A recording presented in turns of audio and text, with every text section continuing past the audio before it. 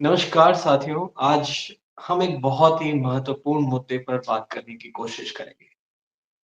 Politics में बहुत सारे लोगों का इंटरेस्ट होता है, बहुत सारी चीज़ें ऐसी होती हैं जो हर एक राजनेता को जाननी चाहिए।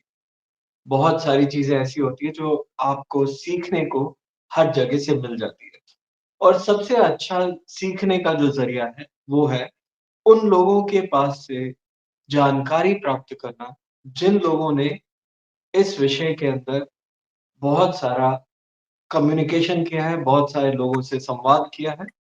उन लोगों को हम इस श्रृंखला में जोड़ने की कोशिश करेंगे। आपने कुछ वीडियो विनिंग इन्फो पे पहले भी देखे हैं कि पॉलिटिकल इंसान, राजनैतिक नेता, राजनैतिक कार्यकर्ताओं को किस तरीके से आगे बढ़ना चाहिए। पहला पहले शुरुआत करते हैं, उससे पहले मैं आज आमंत्रित कर रहा हूँ सुखदीप सिंह नागपाल जी को, जो कि आज जी, हमारे साथ गेस्ट हैं। सुखदीप भाई, आपका बहुत-बहुत स्वागत है। थैंक यू अनूप जी। आपने मेरे को गेस्ट बुलाया तो बहुत बहुत शुक्रिया। तो जितनी भी मेरी कोशिश हो सके, जो भी मेरे पास थोड़ा बहुत ज्ञान है वो शेयर करने की कोशिश करूंगा। धन्यवाद। सुखदीप जी से आज हम जानेंगे कि उनके पॉइंट ऑफ व्यू से पॉलिटिशियंस कैसे होते हैं, पॉलिटिशियंस को क्या करना चाहिए, पॉलिटिक्स की डेफिनेशन उनके मन में क्या है और पंजाब को लेकर हम स्पेशली चर्चा आखिर में करेंगे। तो सर, मैं आपसे सीधा सवाल करता हूँ कि पॉलिटिक्स मतलब क्या? आप क्या पॉलिटिक्स को क्या समझते हैं? पॉलिटिक्स में मैं आता हूँ, थोड़ा सा मैं बता दूं कि मैंने पॉलिटिक्स को किस नज़रिए से देखा है। तो मेरा जो मेन काम है, मैं एक सोशल मीडिया वॉलंटियर हूँ, एक छोटी सी पार्टी का, आम आदमी पार्टी का। तो मैंने बेसिकली पॉलिटिक्स को सोशल मीडिया के नज़रिए से देखा है। और पॉलिटिक्स जो, अगर आप मेरे को एज अ ब्रॉड टर्म लें, तो पॉलिटिक्स एक एक जरिया है लोगों की सेवा करने का। अगर मैं बहुत शॉर्ट में कहूँ तो मेरे नज़रिए ओके। से पॉलिटिक्स एक एक जरिया है लोगों की सेवा करने का। बट एक्चुअली अगर लार्जर एस्पेक्ट देखें तो पॉलिटिक्स में क्या होता है, बहुत सारे लोग, जैसे अब ये इंडिया है, इंडिया की सारी जनता जो है वो मिल के अपने प्रतिनिधि चूज करती है, जिनको हम पॉलिटिशियंस कहते हैं। और वो जो पॉलिटिशियंस होते हैं वो फिर जनता पे रूल नहीं करते। उनका काम रूल करना नहीं है, लेकिन वो कर रहे हैं। ये है बहुत ही मतलब बदकिस्मती की बात है कि जो आजकल के पॉलिटिशियंस हैं वो जनता पे राज करें, एक तरीके के जैसे बादशाह अपनी जनता पे राज करते हैं। पर एक्चुअली उनका काम सेवा करना है। मतलब जनता जो चाहती है उनसे, उनकी जो इच्छाएं हैं जनता की, जैसे अच्छे रोड हो गए, अच्छे स्कूल हो गए, अच्छी हॉस्पिटल हो गए, अच्छी सेवाएं उनको प्रोवाइड करना, बिजली प्रोवाइड करना, पानी प्रोवाइड करना, जो भी जनताओं की जरूरत है, पॉलिटिशियंस का काम है उनको पूरा करना, क्योंकि वो जनता के प्रतिनिधि हैं। जनता ने ही उनको चुना है। तो ये मेरे हिसाब से ब्रॉड टर्म्स में पॉलिटिक्स और पॉलिटिशियंस के बारे में जो मेरी समझ है वो मैं आपको बता रहा हूँ। तो एक आपने जैसा बताया सुदीप जी कि सोशल मीडिया के आप एक कार्यकर्ता हैं, तो एक नेता के लिए सोशल मीडिया कितना इम्पोर्टेंट रोल प्ले करता है? सोशल मीडिया आजकल के ज़माने में बहुत इंपॉर्टेंट है। सोशल मीडिया के अंदर, अब मैं मानता हूँ, मैं पहले मैं छोटा सोशल मीडिया को बता दूं कि सोशल मीडिया में क्या क्या आता है। सोशल मीडिया में व्हाट्सएप आता है। व्हाट्सएप जो कि सबसे ज़्यादा जो कंटेंट जाता है आजकल सोशल मीडिया में, वो व्हाट्सएप से जाता है। उसके बाद में जो ब्रॉडर सोशल मीडिया जो आता है, व्हाट्सएप तो पर्सनल मैसेजेस के लिए होता है, बट उसके अंदर ग्रुप्स के अंदर बहुत सारे मैसेजेस एक्सचेंज होते हैं। बाकी जो आते हैं जैसे यूट्यूब हो गया, ट्विटर हो गया, ट्विटर को आप एक्स कहते हैं, तो इलॉन मस्क जी आ गए हैं तो उसको एक्स में तब्दील कर दिया है। फेसबुक हो गया। जी। और ऐसे मतलब एक चीज हम इसका, हाँ, इंस्टाग्राम, लिंक्डइन भी एक तरीके से सोशल मीडिया है, स्नैपचैट, बहुत सारे हैं। But broadly Facebook, Instagram, Twitter, YouTube और व्हाट्सएप, ये 5 मेन है जो कि इंडिया में सोशल मीडिया में आते हैं। सोशल मीडिया आजकल इसलिए इम्पोर्टेंट हो गया क्योंकि एक तो जो सरकार है, जब सरकार ने मीडिया के ऊपर पूरा कब्जा करके रखा हुआ है, मीडिया जो भी नैरेटिव देती है हमको, वो सरकार का नैरेटिव देती है। जो सरकार चाहे वही मीडिया बोल रही है। और इस मायने में जो बाकी पार्टीज हैं, जो ऑपोजिशन पार्टीज हैं, और खास करके जो छोटी पार्टीज है जैसे आम आदमी पार्टी, जिसका मैं वॉलंटियर हूँ, उनके लिए सोशल मीडिया बहुत इंपॉर्टेंट हो जाता है। जैसे अभी हाल ही में जो दिल्ली चुनाव हुए थे, उसके अंदर आम आदमी पार्टी ने जितनी भी कैंपेनिंग की, उसके अंदर से ज्यादातर कैंपेनिंग सोशल मीडिया से थी। और इसमें तो फिर भी क्योंकि उन्होंने मीडिया से कुछ समझौता हो गया था आम आदमी पार्टी का, तो उन्होंने मतलब चैनल्स में भी आपको दिख रहे होंगे उनके नेता। बट उसके पहले जैसे आप गुजरात के बारे में बात करें, जैसे गुजरात इलेक्शंस थी, तो गुजरात इलेक्शन में मीडिया ने एक डिसीजन लिया था रूलिंग पार्टी के कहने पे, कि वो आम आदमी पार्टी के किसी नेता से बात ही नहीं करेंगे, मतलब उनको टीवी पे लाएंगे ही नहीं इलेक्शन के दौरान। तो अब ऐसे में क्या रह जाता है, सोशल मीडिया ही रह जाता है। अब सोशल मीडिया में हो गया व्हाट्सएप। व्हाट्सएप को हम आजकल एक बहुत ब्रॉड टर्म है व्हाट्सएप के लिए, व्हाट्सएप यूनिवर्सिटी। व्हाट्सएप यूनिवर्सिटी जी, क्या होती है? ये व्हाट्सएप पे बहुत ज़्यादा यूज़ होता है, ये व्हाट्सएप जी यूनिवर्सिटी बहुत ज़्यादा यूज़ होता है। जी, तो हमने तो अपनी यूनिवर्सिटी में पढ़ाई की है। अब ये व्हाट्सएप यूनिवर्सिटी की क्या पढ़ाई है? व्हाट्सएप यूनिवर्सिटी में क्या होता है कि मतलब बहुत सारे मैसेजेस ऐसे फॉरवर्ड होते रहते हैं व्हाट्सएप में, जिनकी कोई असलियत नहीं है। उनको हम कहते हैं फेक न्यूज़ या फेक मैसेजेस होते हैं। जैसे वो बोलेंगे कि कैंसर का इलाज है यहाँ पे, या मतलब नया इलाज आयुर्वेदिक में कैंसर का इलाज मिल गया है। ऐसे कई मैसेजेस फॉरवर्ड होते रहते हैं। पर उसके अलावा पॉलिटिकल मैसेजेस भी ऐसे होते हैं जो कि किसी कोई बकायदा किसी कोई अलग रंग से, जिसको कहते हैं ना, आपकी परसेप्शन को चेंज करने के लिए पॉलिटिकल मैसेजेस फॉरवर्ड होते हैं, जो कि कहीं फेक होते हैं। जैसे किसी लीडर के ऊपर कोई भी लांछन लगा दी। जैसे भी रिसेंटली आपको बताऊं, पॉलिटिकल मैसेजेस के अंदर जैसे स्वाति मालीवाल का जो केस था, हमें पता नहीं उसके पीछे क्या असलियत थी, पर उन्होंने बहुत सारी लांछन लगाई आपके कन्वीनर के ऊपर, अरविंद केजरीवाल के ऊपर, कि मतलब मुझे वहां पर ये हुआ, वो हुआ, ये हुआ। और सोशल मीडिया पे ये बहुत, व्हाट्सएप के ऊपर तो बहुत चला होगा ऐसे। तो ये व्हाट्सएप यूनिवर्सिटी है। लेकिन व्हाट्सएप यूनिवर्सिटी को काउंटर करने के लिए अभी तक हमारे पास रूलिंग पार्टी का व्हाट्सएप पे पूरा ना जोर बना हुआ है, वो उसको कंट्रोल कर रहा है। तो एक तो मीडिया को कंट्रोल कर रहा है और व्हाट्सएप को भी कंट्रोल करके रखा है। तो अभी ऑपोजिशन के पास क्या बचता है? ऑपोजिशन के पास बचता है फेसबुक, ट्विटर, इंस्टाग्राम और यूट्यूब। और यही चार मीडिया है जहाँ पे सभी पॉलिटिकल पार्टीज जो कि रूलिंग पार्टी नहीं है, वो यहाँ पर कॉन्सेंट्रेट कर रही है, वहां पर जोर लगा रही है कि किसी ना किसी तरीके से जनता को सच पता लग सके कि एक्चुअल में न्यूज क्या है और वो दिखाई क्या जा रही है। पर्टिकुलरली इसके अंदर मैं एक और बात कहूंगा कि जैसे यूट्यूब, जैसे कई मीडिया है, मीडिया एंकर्स है, जैसे रवीश कुमार हो गए जिनका एग्जांपल मैं लेता हूँ, या शरद शर्मा हो गए एनडीटीवी के। पहले ये एनडीटीवी के लिए काम करते थे जब प्रणव राय एनडीटीवी के ओनर थे। बाद में प्रणव राय पे केस हुआ तो अडानी ग्रुप ऑफ कंपनी ने एनडीटीवी को ओवरटेक कर लिया। तभी रवीश शर्मा ने मेरे ख्याल से एक दो हफ्ते में ही बोल दिया कि मैं एनडीटीवी छोड़ रहा हूँ, और उन्होंने अपना यूट्यूब चैनल चलाया और अभी भी बहुत लोग उसको देखते हैं। बहुत बड़ी सब्सक्रिप्शन है ये रवीश जी की। सिमिलरली शरद शर्मा हो गया, और भी बहुत सारे, कम से कम 10-12 लोग होंगे जो कि निष्पक्ष रूप से यूट्यूब के ऊपर अपना चैनल चलाते हैं और आपको जो फेक न्यूज नहीं है, जो रियल न्यूज है, उसके ऊपर देते हैं। इसके अलावा जैसे ध्रुव राठी, एक बहुत इंपॉर्टेंट इन्फ्लुएंसर के बारे में बात करना चाहूंगा, जो कि रेगुलरली सरकार, अब सरकार के फेवर में तो बहुत सारी बातें हो रही है।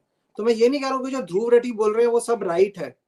सरकार के फेवर की बातें कुछ राइट हो सकती है, कुछ गलत हो सकती है। और जो ध्रुव रेड्डी बोल रहे हैं उसमें भी कुछ राइट हो सकता है, कुछ रॉन्ग हो सकता है। पर हमको कम से कम ऑपोजिट पॉइंट ऑफ व्यू सुनने को तो मिल रहा है ध्रुव रेड्डी जैसे इन्फ्लुएंसर्स के थ्रू। क्योंकि अगर ये नहीं होते ऐसे इन्फ्लुएंसर्स, तो फिर तो हमें कोई रास्ता ही नहीं है कि गवर्नमेंट के अगेंस्ट हम कुछ सुन ही नहीं पाते, क्योंकि गवर्नमेंट ने तो बाकी जो भी उनके अगेंस्ट जो भी बोल रहे हैं उसके ऊपर एक, जिसको कहते हैं ना, बंदिश लगा के रखी हुई है।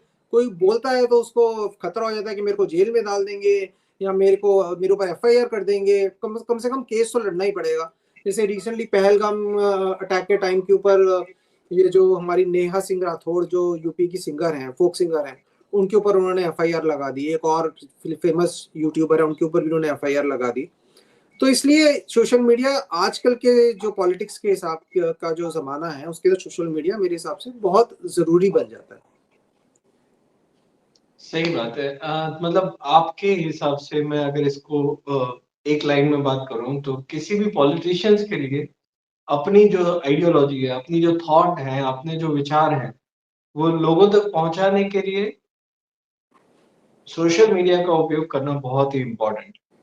और जो ऐसा मैं आपकी बात से समझ रहा हूँ कि व्हाट्सएप में सबसे ज्यादा स्टैक आज बीजेपी का है, और बाकी सारे स्टैक्स, बाकी सारी जो प्लेटफॉर्म्स हैं वहां पर फिलहाल वो इतनी मजबूती से नहीं खड़े हैं। विपक्ष वहां पर मजबूती से खड़े हैं, सारी पार्टियां मिला के। जी क्या जी जी। यही यही कंक्लूड कर सकते हैं हम? अब जो बाकी मीडिया है ना, उसके ऊपर भी बीजेपी का आईटी सेल काम करता है, ऐसा नहीं है। जैसे अभी ट्विटर हो गया, पर फिर भी वहां पर फिर भी चांस है उनको, मतलब ऑपोजिशन को फिर भी चांस है कि वो अपनी बात रख पाए। पर व्हाट्सएप में और नॉर्मल मीडिया में तो कोई मतलब राह ही नहीं है उनके पास, जिसको कहते हैं ना, वो अंधेरा है पूरा। जी। बिल्कुल, मुझे भी कई सारे दोस्तों ने ये बोला है, इसलिए मैं एक कोशिश करने की कोशिश कर रहा हूँ कि दूसरे जो लोग हैं, जो ऐसे लोग हैं जिनके पास बहुत सारी चीज़ें हैं, जो जानते हैं, जिनके पास बहुत नॉलेज है, उन लोगों को इस एक ओपन प्लेटफ़ॉर्म पे लेके आएँ, मीडिया हमारा खुद का खड़ा करे और वो लोगों तक बात पहुँचाई जाए। सुखदीप जी, जी। आपसे राजनीतिक बात तो मैंने की, लेकिन जैसा मैंने आपसे बात करते या शुरुआत करते हुए सभी दर्शकों को भी ये बताया था कि हम पंजाब पे बात करेंगे। जी। तो जी। फिलहाल पंजाब पे आप कुछ पहले तो ओपनिंग रिमार्क्स कुछ दे सकते हैं तो। देखिए, पंजाब की राजनीति जो है ना, पंजाब, सबसे पहले मैं पंजाब के बारे में आपको थोड़ा ज्योग्राफिक बता दूं कि पंजाब के अंदर क्या रीजन्स हैं और वो कैसी राजनीति उसमें चलती है। पंजाब के अंदर 3 मेन ज्योग्राफिक रीजन्स हैं। एक है माझा, एक है दोआबा और एक है मालवा। तो माझा के अंदर वो गोल्डन टेम्पल का रीजन आता है, जिसमें अमृतसर आता है और गुरदासपुर आता है। 2 डिस्ट्रिक्ट आते हैं, 2 एरिया आते हैं, गुरदासपुर और अमृतसर, जिसमें गोल्डन टेम्पल, जो आपको पता है कि सिखों का जो मेन जी, जो होली प्लेस है, प्राइमरी होली प्लेस है, वो आती है। यहाँ पर सिखों का वोट ज्यादा है और यहाँ पर काफी पुराने समय से जो अकाली पार्टीज है, हमारी अकाली दल जो है, जो कि सिखों की पार्टी है, वो ज्यादातर स्ट्रांग रही है इस एरिया में। और उसके बाद में आ गया दोआबा। दोआबा थोड़ा शेड्यूल कास्ट एरिया है, उसके अंदर सिख और हिंदू दोनों ही होते हैं, पर जो शेड्यूल कास्ट एरिया है उसके अंदर ज्यादा स्ट्रांग है। इसके अंदर आईएनसी बेहतर करती रही है। आईएनसी और अब आम आदमी पार्टी भी इसके अंदर थोड़ा, दोनों आम आदमी पार्टी दोआबा और माझा में थोड़ा थोड़ा आगे आई है पिछले इलेक्शन में। और जो तीसरा एरिया मालवा, वो सबसे बड़ा एरिया है। इसके अंदर आता है लुधियाना, पटियाला और ये सब एरिया आते हैं इसके अंदर। और इसके अंदर आम आदमी पार्टी की जो रिसेंट इलेक्शन थी उसमें सबसे स्ट्रांग थी। हाँ, इस एरिया के अंदर क्या कौन लोग आते हैं, इसमें जट सिख लोग आते हैं। वो लोग थोड़े हायर क्लास लोग हैं, मतलब थोड़े अमीर लोग हैं उसमें, उनके अंदर लैंड है, उनके पास एग्रीकल्चर है, और वो ज्यादातर इलेक्शन को इन्फ्लुएंस करते हैं। और इस एरिया के अंदर अभी रिसेंटली जो इलेक्शन हुई थी, असेंबली इलेक्शन में, उसमें आम आदमी पार्टी ने ऑलमोस्ट स्वीप किया था। सबसे ज्यादा सीट्स उनके इस एरिया में आई थी। और जो दोआबा और माझा के एरिया में जितनी उनको एक्सपेक्टेड सीट्स थी, उससे फिर भी उससे ज्यादा सीट्स आई थी। हालांकि मालवा की सबसे कम सीट्स आई थी, पर इससे ज्यादा सीट आई थी। तो एक तरीके से जो लास्ट इलेक्शन हुई है उसमें आम आदमी पार्टी ने पूरा वॉश आउट किया है अपनी ऑपोजिशन को, भले वो अकाली दल हो गया, बीजेपी हो गया, कांग्रेस हो गया। उसका रीजन क्या था आम आदमी पार्टी का ये वॉश आउट करने का? उसका रीजन इससे ये था। पहले सब एक सवाल आपको इसमें जोड़ना जी। चाहता हूँ, जो आप जियोग्राफी बता रहे हैं, तो क्या कुछ अंदाज़ा दे सकते हैं कि कौन से रीजन में कितनी सीट्स पड़ती हैं? जिससे एक आइडिया आ सके। मैं एरियाज आपको बता देता हूँ। जैसे सबसे ज्यादा सीट्स जो है वो मालवा में पड़ती हैं। I think okay, almost 50 to 70 के बीच में मालवा में पड़ती होंगी। और कुछ उसके बाद में माझा और दोआबा में थोड़ी कम सीट्स हैं, मेरे को एग्जैक्टली अभी याद नहीं है, बट मतलब उससे आप समझिए टोटल सीट्स 117 है। तो ऑलमोस्ट 60-70 सीट्स तो मालवा में ही पड़ती हैं। तो बाकी दोआबा और माझा के अंदर थोड़ा डिस्ट्रीब्यूशन है। आई थिंक माझा में ज्यादा है और दोआबा में उससे भी कम है। Okay, great sir. Yes, please आप बता रहे थे कि क्यों मालवा में क्यों इतना स्ट्रांग है आम आदमी पार्टी? हाँ, मालवा के अंदर सबसे बड़ी बात ये होगी कि जो जाट सिख है उसके अंदर वो स्ट्रॉन्ग है। और भगवंत मान भी एक जाट सिख है और वो संगरूर एरिया से आते हैं, जो कि मालवा में पड़ता है। तो भगवंत मान के पीछे एक लहर चली हुई थी इस इलेक्शन के अंदर कि भगवंत मान को पहले तो हमने चीफ मिनिस्टर कैंडिडेट चुना। जब से उनको चीफ मिनिस्टर कैंडिडेट चुना तो मालवा का एंटायर रीजन उनके पीछे लग गया था। और ये लहर सिर्फ मालवा में नहीं थी, एक तरीके से पूरे पंजाब में एक लहर थी आम आदमी पार्टी की। और पंजाब के अंदर जब जो आपने पंजाब के बारे में पूछा, तो मैं बताना चाहूंगा कि जब आम आदमी पार्टी ने all over India general elections लड़े थे, तो आपको याद होगा 2014 में जब लोकसभा इलेक्शन हुई थी, आम आदमी पार्टी ने ऑल ओवर इंडिया से सभी सीट्स पे लोकसभा इलेक्शन लड़े थे। और उसके अंदर सबसे पहले पंजाब से आम आदमी पार्टी के 4 लोकसभा कैंडिडेट चूज हुए थे। हालांकि उनको उम्मीद थी कि दिल्ली से लोकसभा कैंडिडेट आएंगे, पंजाब से शायद 1-2 आ जाए या ना आए। उम्मीद तो खैर, उम्मीद करने वाले तो बहुत कर लेते हैं। जैसे मुझे तो उम्मीद थी कि 20-30 सीट आ जाएंगी उस इलेक्शन में, पर वो तो खैर अलग ही बात है। वो मेरा आइडिया था, या फिर शायद पार्टी ने भी सोचा होगा कि हम कंटेस्ट कर रहे हैं तो आएंगी कि नहीं आएंगी। पर जो रिजल्ट आया उसके अंदर दिल्ली में हमारी एक भी सीट नहीं आई और पंजाब से 4 लोकसभा सीट आई। तो तब से ही आम आदमी पार्टी को उम्मीद थी कि पंजाब के अंदर वो अपना स्ट्रॉन्ग होल्ड बना सके।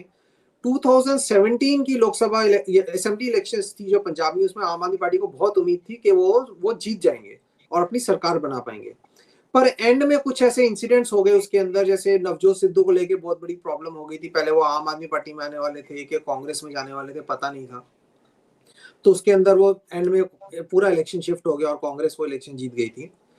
उसके बाद में जब 2022 में जो इलेक्शन हुआ पंजाब का, उसके अंदर बहुत ही फोकस्ड कैंपेन था आम आदमी पार्टी का। दिल्ली का जो भी उन्होंने काम किया था, उन्होंने बहुत अच्छे से प्रचार किया पंजाब में।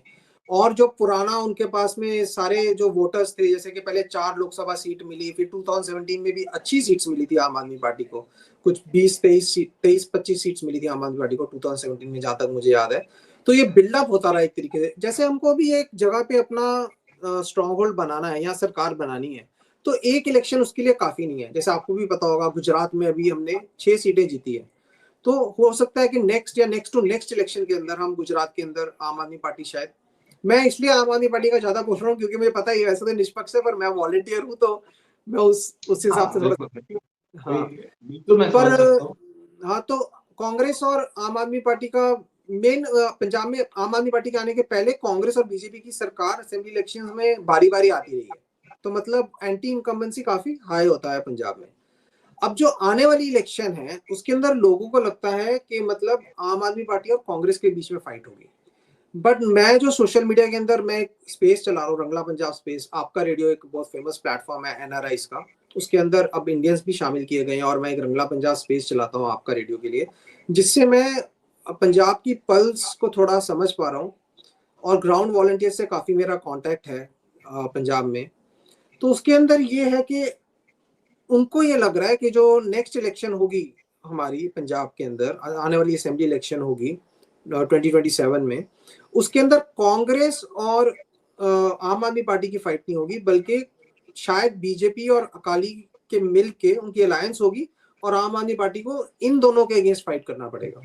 और ये भी हो सकता है कि उनकी अलायंस ना भी हो, और पॉसिबल है कि बीजेपी इतनी स्ट्रांग हो जाएगी तब तक कि आम आदमी पार्टी और बीजेपी के बीच में शायद फाइट हो।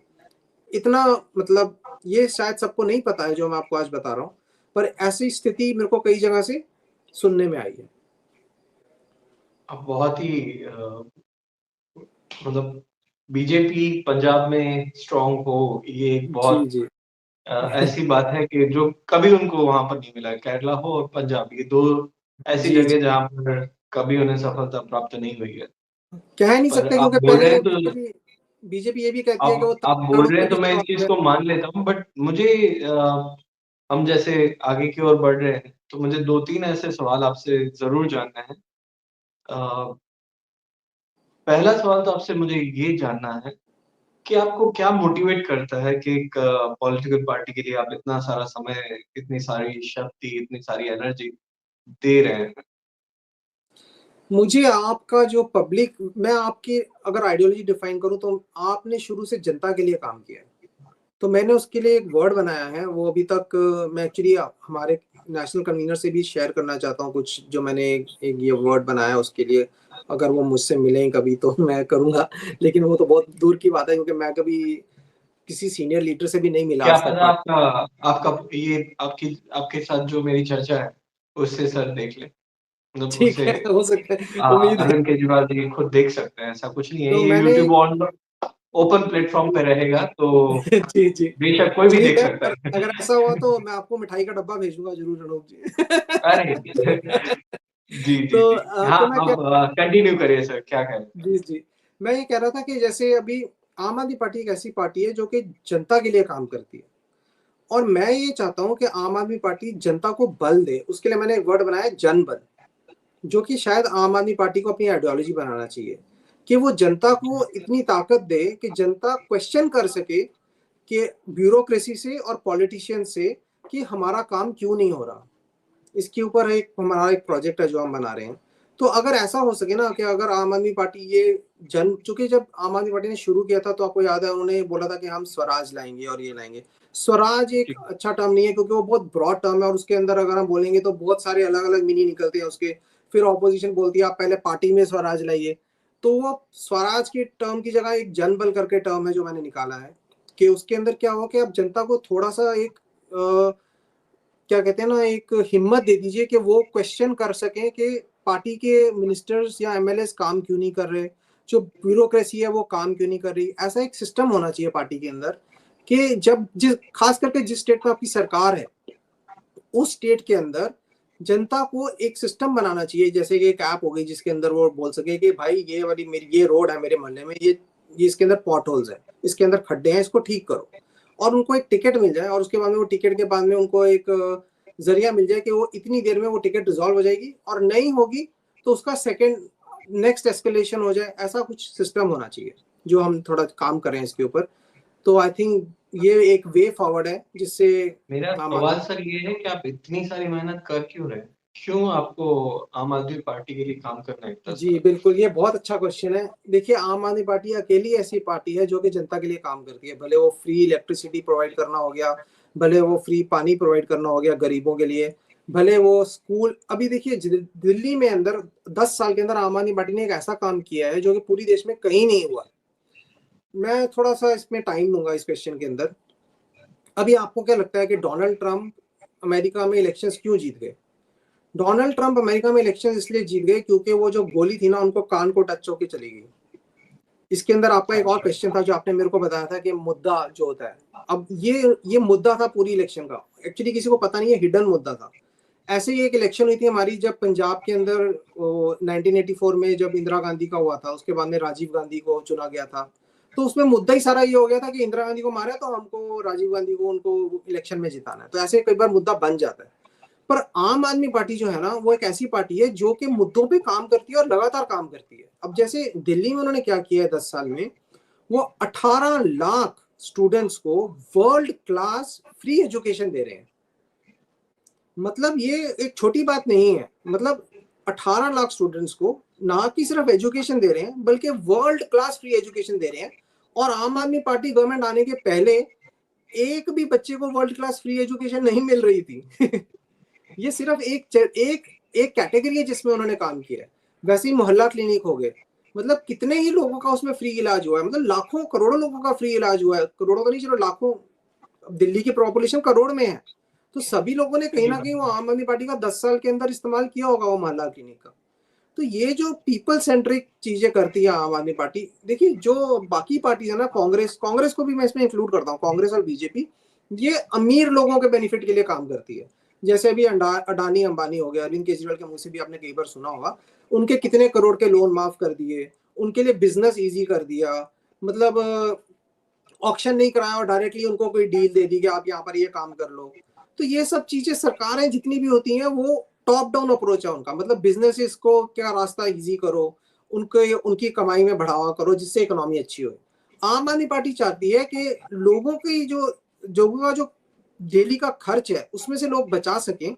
और जब उनका वो खर्च, जो डेली का खर्च में से जो उनकी सेविंग्स होगी, वो सेविंग्स वो कहाँ डालेंगे? अब गरीब लोग ये तो है नहीं कि वो उसको बैंक में डाल के रख लेंगे। वो अपने कुछ चाहत की चीजें खरीदेंगे, जैसे फ्रिज खरीद लिया, टेलीविजन खरीद लिया, मोबाइल खरीद लिया अच्छा वाला। तो उससे क्या होगा, इकोनॉमी ग्रो करेगी, क्योंकि अगर ये सब चीजें मार्केट से खरीदी जाएंगी तो मार्केट के अंदर और इसकी डिमांड बढ़ेगी ये सब चीजों की, क्योंकि सभी लोग इसको खरीदना शुरू हो जाएंगे। गरीब से गरीब लोग अगर उनके जो सेविंग्स होती हैं उससे वो कपड़े ज्यादा खरीद रहे हैं, या मतलब अप्लायंसेस ज्यादा खरीद रहे हैं, इलेक्ट्रॉनिक्स ज्यादा खरीद रहे हैं, फोन थोड़ा महंगा वाला खरीद रहे हैं, टीवी थोड़ा बेटर वाला खरीद रहे हैं, तो इससे भी तो इकोनॉमी ग्रो होती है। जैसे दिल्ली की जो इकोनॉमी जो उन्होंने ग्रो कराई है, अरविंद केजरीवाल ने दिल्ली में ये करके दिखाया है। Delhi is the only state जहाँ पे बीजेपी की सरकार आने के पहले, मैं बीजेपी की सरकार आने के पहले इसलिए कह रहा हूँ, मैं उस पर आता हूँ अभी। बीजेपी की सरकार आने के पहले Delhi was the only state जो कि नफे में थी, मतलब प्रॉफिट में थी। और कोई भी स्टेट इंडिया के अंदर प्रॉफिट में नहीं चल रहा था। सभी को कोई ना कोई डेट था और वो लोन था उनके ऊपर और उनको वो चुकाना था। हाँ, दिल्ली में आने के बाद में दिल्ली की सरकार ने सेंट्रल गवर्नमेंट से लोन लिया है, तो वो दिल्ली जो अकेला स्टेट प्राइवेट में वो प्रॉफिट में था, वो अब उनको वो सेंटर का लोन चुकाना पड़ेगा, तो अब वो भी अभी प्रॉफिट में नहीं रहा है। तो इसलिए मैं आम आदमी पार्टी को सपोर्ट करता हूँ, क्योंकि वो गरीब से गरीब जो जनता है, और ये सिर्फ गरीब नहीं, अब उन्होंने अगर ये इलेक्ट्रिसिटी फ्री की है, स्कूल बनाए हैं, मोहल्ला क्लिनिक बनाया, तो सिर्फ गरीबों के लिए नहीं बनाए हैं, सभी के लिए बनाए हैं, सभी जातियों के लिए बनाए हैं, सभी धर्मों के लिए बनाए हैं। सभी वर्ग के लिए बनाए हैं, सभी क्लास के लिए बनाए हैं, रिच, पुअर, हिंदू, मुस्लिम, सिख, ईसाई, दलित, ब्राह्मण, कोई छोड़ा नहीं है उन्होंने कि जिसको फैसिलिटीज प्रोवाइड नहीं कर रहे। कुछ रोक नहीं है उसके अंदर कि हम हिंदुओं के लिए करेंगे या मुस्लिमों के लिए करेंगे या अमीरों के लिए करेंगे या गरीबों के लिए करेंगे या मिडिल क्लास के लिए करेंगे। बहुत ही अच्छा लगा सुखदीप भाई आपसे चर्चा करके। पता ही जी, नहीं चला कब हम ऑलमोस्ट आधे घंटे जितनी बातचीत कर चुके हैं। Thank you ji, so much हमारे साथ जुड़ने के लिए। और सभी दर्शक मित्रों से मेरी रिक्वेस्ट है, अगर आप ये देखे हैं और अगर आपके पास कोई विचार है, अगर आपको लगता है कि पॉलिटिशियंस को, राजनेताओं को किस तरीके से रहना चाहिए, किस तरीके से व्यवहार करना चाहिए, आपके एरिया की, आपके लोकसभा क्षेत्र की, आपके विधानसभा क्षेत्र की राजनीति में क्या चल रहा है, अगर आप ये हमें बताना चाहते हैं, अगर आप चाहते हैं कि ये बात हम पूरी दुनिया को बताएं, तो प्लीज आपको जो स्क्रोल में नंबर चल रहा है उस नंबर पर जरूर संपर्क करें। हमें आपका आपका फीडबैक बहुत ही बहुत बहुत महत्वपूर्ण है हमारे शुक्रिया लिए। अनंत सर। और इस चर्चा में जुड़ने के लिए सुखदीप भाई आपका फिर से एक बार बहुत बहुत धन्यवाद। शुक्रिया, आपने मुझे बुलाया। मैं एक बहुत छोटा वॉलंटियर हूँ, आपने बहुत इज्जत दी, उसके लिए बहुत बहुत शुक्रिया। अरे सर, आपकी आपके पास बहुत अच्छा नॉलेज है। मैं वापस भी आपको बुलाऊंगा क्योंकि पूरी बातें मैं भी कर नहीं पाया हूँ अभी तक। So thank you thank you so much once again. Thank you. तब तक के लिए सभी को जय हिंद। जय हिंद।